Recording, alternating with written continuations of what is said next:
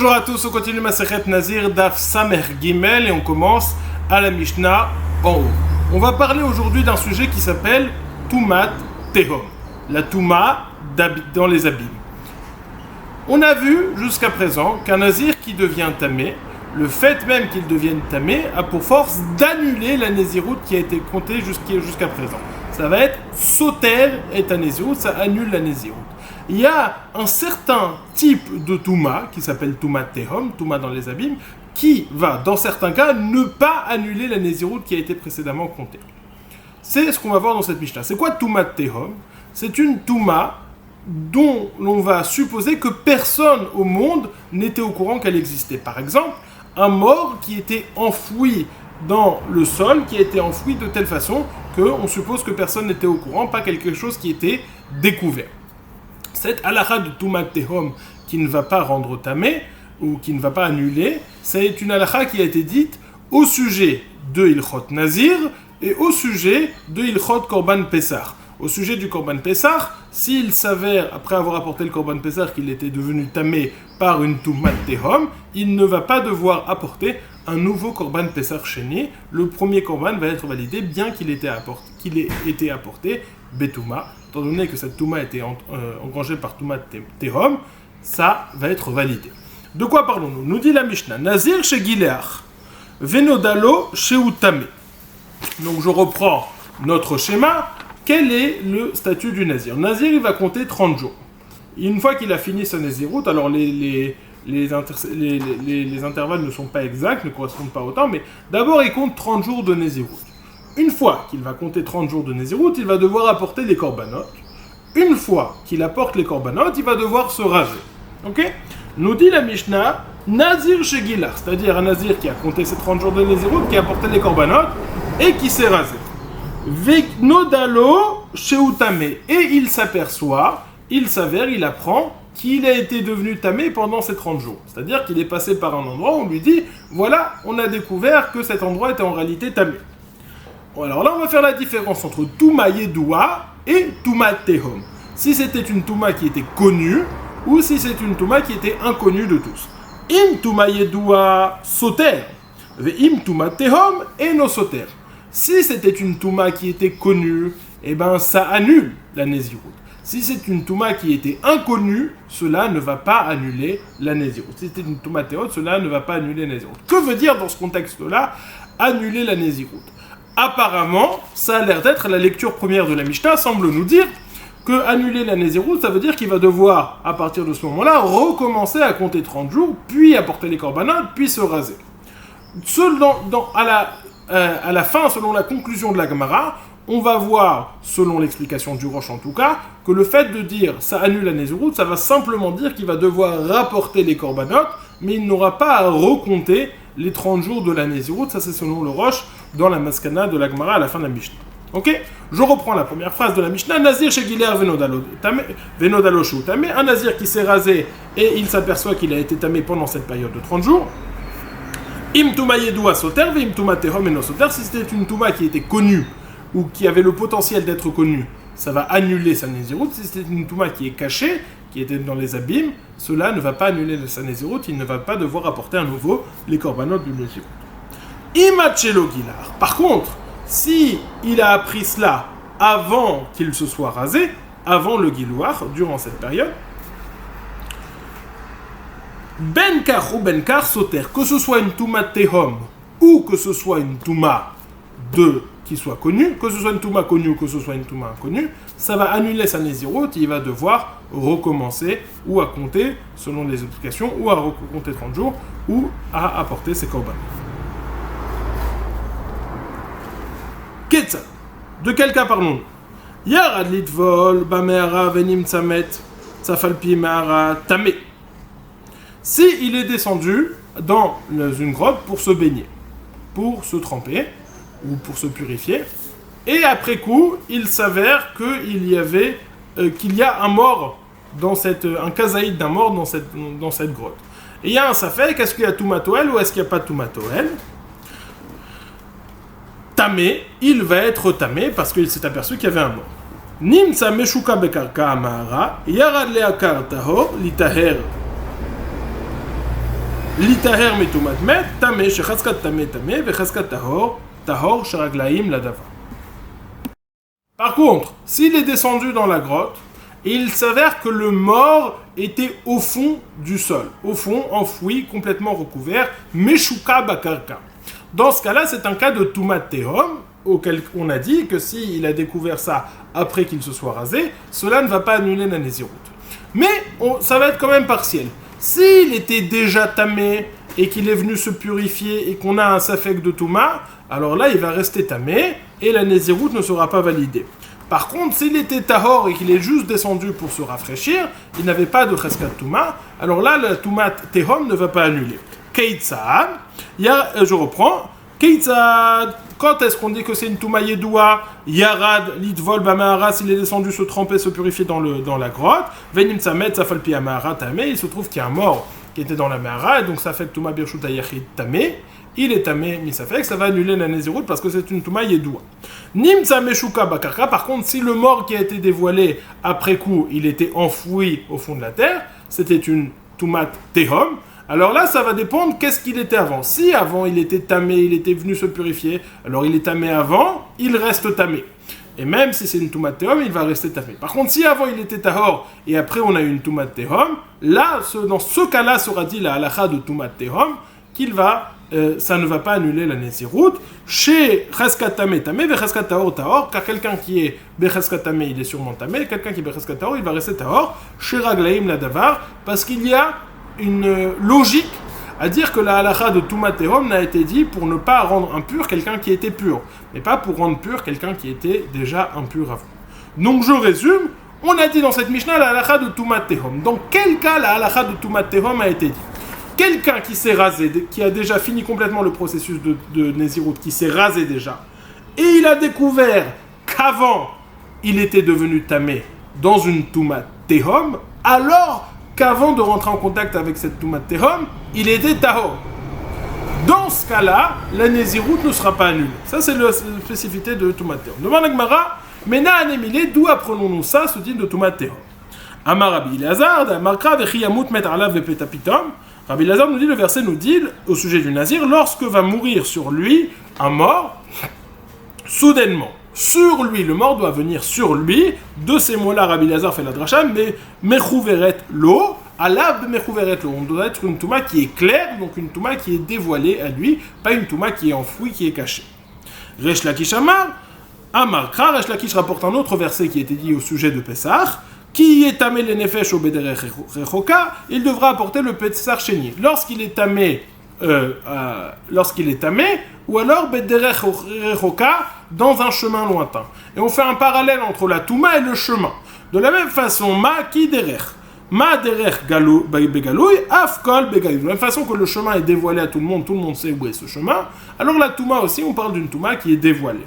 Dans Rabbi Elazar rapporte un mékor de Nazir, Resh Lakish rapporte un mékor, une source de Pessah, mais tout le monde est d'accord que ce din s'applique aussi bien à Pessah que Nazir, c'est-à-dire qu'il y en a qui dit le mékor est dans Pessah et on apprend Nazir, il y en a qui dit le mékor est dans Nazir et on apprend de ce Nazir à Pessah pour les dinim de Pessah chéni. Ils ont deux mékorotes que on a besoin que la touma soit dévoilée pour qu'elle rende tamé. Demande la Gemara, ve'ela adetnan ezui tumat atehom kol sheino makira echad besof haolam, aval makira echad besof haolam, enzu tumat atehom. Dit la Gemara, ça va pas parce qu'on a enseigné dans une Mishnah ou dans ce qu'on a enseigné dans une Braïta, quelle est la Tumat Tehom? On a défini c'est quoi une Tumat Tehom. Toute Touma qui est inconnue à tous. Kol she'eno makira besof haolam, acher besof haolam. Toute Touma qui est inconnue de personne, que personne ne la connaît. C'est-à-dire que si quelqu'un au bout du monde, il est au courant que cette Touma existe, ça ne s'appelle pas Tumat Tehom. Mais pourtant, selon la définition de Rabbi Elazar qui nous a dit qui nous a dit alav ben mechouveret alav, la touma doit être claire à lui, pas à quelqu'un d'autre au bout du monde. Donc ça ne rentre pas, ça ne devrait pas s'appeler une Tumat Tehom, ça devrait s'appeler toujours une Tumat Tehom selon lui. Bish lama leman damar qui derrière Shapir, et la leman damar mechouveret lo ki makira echad besafa olam mayave. Je comprends, selon le Mandamar qui nous dit que la Touma Tehom, la Touma Yedoua, c'est une Touma qui est dévoilée comme un chemin. À partir du moment où il y a quelqu'un qui est au courant, elle est dévoilée comme un chemin. Mais selon le Mandamar qui nous dit que la Touma doit lui être claire à lui, cette Touma ne lui est pas claire, même si elle est claire à quelqu'un d'autre. Première question. Vetu hadetania, une autre question de ce qu'on a enseigné dans une braïta. Motzemet mushkav les rochva shel derer betrouma tameh benazir ou besiatapeh sartar. Quelqu'un qui trouve un mort, qui est enfoui par terre le long du chemin. Il y a le chemin qui passe, et le long du chemin, on a trouvé qu'il y avait un mort enterré. Ce mort qui était enterré, donc ça fait que n'importe quelle personne qui est passée par ce chemin, elle est forcément passée au-dessus de ce mort, et elle est devenue tamée. Alors ça s'appelle Tumat HaTehom. Quel est le din de Tumat HaTehom? Dans Nazir et dans Pessah, il ne sera pas tamé, tandis que dans Nazir et dans Pessah, il ne sera pas tamé, tandis qu'au sujet de Trouma, il y aura le din de Touma. Demande à Gemara, si Rabbi Elazar et Resh Lakish, vous êtes d'accord, vous avez raison, qu'on apprend ce din de Tumat HaTehom de Psukim, alors le din devrait être identique à Nazir, à Pessah et à Trouma. Pourquoi faisons-nous cette différence? D'où avons-nous la source pour faire la différence entre Trouma, Nazir et Pessah? Dit la Gemara, et la Tumat HaTehom, Gemara Gmirela. Le fait que Tumat HaTehom, une Touma qui est voilée, qui est cachée, ne va pas rendre tamé dans certains cas, dans certaines configurations, c'est une halakha le Moshe Messina, c'est une Kabbalah qu'on a reçue, même si cela, ça ne trouve pas de place exactement dans les psukim. Gmara Gmirale, quel est le mécor de Tumat HaTehom que ça ne va pas être métamé? C'est une halakha le Moshe Messina. Nous avons enseigné dans la Mishnah, Imad Shelo Gileach, quand est-ce qu'on a la Tumat HaTehom? Si ça s'est aperçu une fois qu'il s'est rasé. Par contre, si il a été mis au courant avant d'être rasé, avant de se raser, alors là tout va rentrer tamé. On voit donc que le paramètre qui définit l'après-Nézirut de l'avant-Nézirut, c'est si on se trouve après le rasage ou avant le rasage. Le problème, c'est que c'est sujet à une marloquette entre Rabbi Eliezer et Chachamim. À partir de quand les interdits du Nazir sont complètement permis? Est-ce que c'est dès l'apport des corbanotes? Est-ce que c'est à partir du moment des corbanotes? Ou est-ce que c'est à partir du rasage? Selon qui va notre Mishnah qui met la limite à partir du rasage, ça a l'air d'aller selon l'opinion de Rabbi Eliezer et pas selon l'opinion de Rabbanan. Parce que Rabbanan devrait faire la différence, est-ce que c'est apparu avant les corbanotes ou après les corbanotes? C'est ce que nous dit la Gemara. Imachelo Genach, Mantana, quel est le Tana de notre Mishnah? Amar Rabbi Yochanan, Rabbi Eliezeri, d'Amar Tiglachat Me'akevet. C'est Rabbi Eliezer qui pense que le fait de ne pas se raser empêche les permissions de prendre effet, et donc tant qu'on ne s'est pas rasé, on fait toujours partie du compte on fait toujours partie de la Nézirut. Selon Rabbanan, le moment déterminant, ça va être l'apport des korbanot. Rami Bachama. Rami Bachama s'est posé une question. Cette question a l'air surprenante de premier abord, puisqu'on n'a pas fait cette différence dans la Mishnah. On va l'expliquer. Nitma betor meleot, venada lo leachar meleot. Mao, batar yedia azlinan, yedia achar meleot hi, olo. Si il est devenu tamé pendant les 30 jours, le moment du compte, et il a appris qu'il était au courant, il a appris cette touma après, une fois qu'il a fini de compter les 30 jours. Achar melot, ça s'appelle betor meleot, ça s'appelle achar meleot. Est-ce qu'on va considérer que c'est comme s'il est devenu tamé durant les 30 jours, ou va-t-on considérer que c'est comme s'il est devenu tamé après les 30 jours? Vous me demanderez quelle est la différence s'il est devenu tamé durant les 30 jours ou après les 30 jours. Et bien en réalité, il y a une marloquette entre Rabbanan et Rabbi Eliezer. Que se passe-t-il si quelqu'un devient tamé après 30 jours? Est-ce que ça annule complètement la Nézirut? Est-ce que ça remet tout à zéro? Ou alors, est-ce que ça ne repousse que de 7 jours la Nézirut, le temps de se rendre tamé? Mais il ne va pas devoir recompter les 30 jours. Selon Rabbi Eliezer, cela n'annule pas la Nézirut. Une fois qu'il a compté 30 jours, s'il devient tamé après, la Nézirut n'est pas annulée et ça ne va repousser que de 7 jours. Selon Rabbanan, quand bien même ça serait passé après les 30 jours, la Nézirut sera annulée. Donc la Gemara va expliquer petit à petit qu'en réalité la question est selon Rabbi Eliezer. Selon Rabbi Eliezer qui pense que s'il est devenu tamé là, ça annule, il doit recommencer à compter 30 jours, mais s'il est devenu tamé après, il va devoir compter que 7 jours. Alors s'il est devenu tamé là, avant, et qu'il a su après, est-ce que c'est considéré qu'il est devenu tamé avant, et donc il doit compter 30 jours, ou est-ce que c'est considéré qu'il est devenu tamé après, et il va devoir compter 7 jours? Mais là, la Gemara va expliquer la question petit à petit. Rami Bachama se pose la question. Nitma betor meleot venodalo lachar meleot. Ma, s'il est devenu tamé dans les 30 jours et il a été mis au courant après les 30 jours. Mao.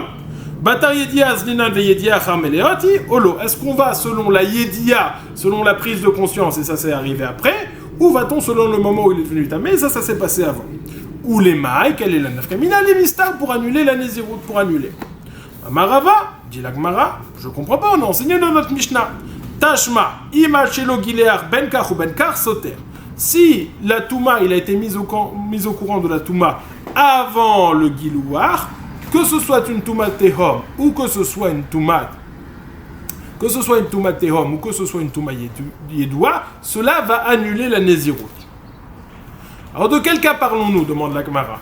Est-ce qu'on va parler, lorsqu'on a dit avant le rasage, est-ce qu'on va parler d'un cas où la Touma a eu lieu là et il a été mis au courant après, ou d'un cas où la Touma a eu lieu là et il a été mis au courant avant? Il faut préciser, dit Tosfot, que le fait que la Touma Tehom ne fonctionne que si elle a été découverte après le rasage, ça c'est quelque chose d'évident qui est déjà un diouk de la première phrase. Donc ce n'est pas ça que la deuxième phrase de la Mishnah vient nous enseigner. Alors la Gemara demande quel est le chidouche inclus dans cette deuxième phrase de la Mishnah.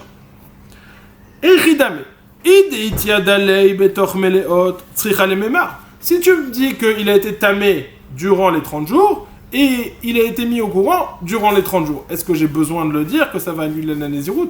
C'est quelque chose d'évident. Donc c'est sûr que la Mishnah ne parle pas de ça. Et la lave, la Harmeleot Shmamina. N'est-ce pas en réalité que je veux dire? Il est devenu tamé durant les 30 jours, il a été mis au courant après les 30 jours, et là on voit que c'est sauter la Nézirut, que ça va annuler la Nézirut. Je vois donc que je vais selon le moment de la prise de conscience, et pas selon le moment de la Touma réelle. Et donc même si c'est arrivé, et donc étant donné que c'est arrivé,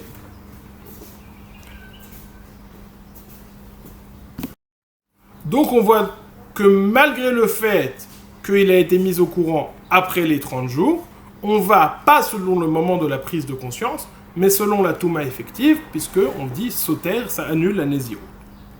La Gemara, V'adain tiba elecha, kulo soter, oshiva soter. Le fait qu'il y ait écrit soter, que ça annule la Nézirut, ça ne suffit pas, parce qu'il faut expliquer ce que veut dire annuler la Nézirut. Est-ce qu'on parle que ça annule la Nézirut complètement de 30 jours, et donc parce que c'est arrivé dans les 30 jours, et donc on va selon le moment de la Touma réelle, ou alors dit-on soter, ça va repousser uniquement de 7 jours, et on va selon le moment de la prise de conscience. Batari et diaz linam.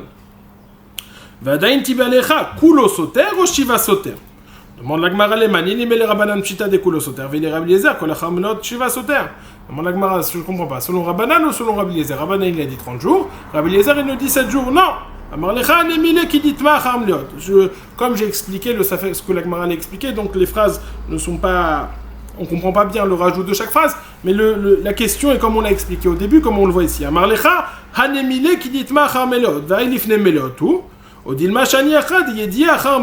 question se pose. Selon Rabbi Eliezer qui nous dit que après les 30, s'il est devenu tamé après, il ne devoir annuler que 7 jours, est-ce que s'il a été mis au courant ici, s'il est devenu tamé avant et qu'il a été au courant après, est-ce qu'on va selon le moment de la Touma réelle ou selon le moment de la prise de conscience? Selon le moment de la Touma réelle, ça va annuler 30 jours. Selon le moment de la prise de conscience, ça va annuler 7 jours. Dit la Gemara, Umina, Katane, Benkar ou Benkar Soter, Velo Kamiflige, déduit quand même malgré tout de la Mishnah, puisque la Mishnah nous a dit cela va annuler. Et on n'a pas fait de différence entre s'il est devenu tamé après et il a pris s'il est devenu tamé après et il a pris la conscience, il en a pris conscience après, ou s'il est devenu tamé avant, il en a pris conscience après. De la même façon que c'est 7 jours s'il est devenu tamé après avec la prise de conscience après. Pardon, dans la même façon, s'il est devenu tamé avant et qu'il en a pris conscience après, ce sera 7 jours. La Gemara déduit donc que on va batar sha'at yedia selon le moment en fonction duquel il a pris conscience, et donc ça ne devrait être tamé que 7 jours. Tanou Rabbanan nous avons enseigné dans une braïta. Quelqu'un qui trouve un mort enterré le long d'un chemin. On a un chemin et il y a un mort qui fait tout le long du chemin. Les troumas, donc c'est ce qui s'appelle Touma Tehom. Les troumas tamé ou benazir vos épesseurs tahor. Au sujet de Touma Tehom va rendre tamé. Tandis qu'au sujet de Nazir et du Korban Pessah, ça va être Tahor, parce que Tumat Tehom ne va pas rendre Tamé.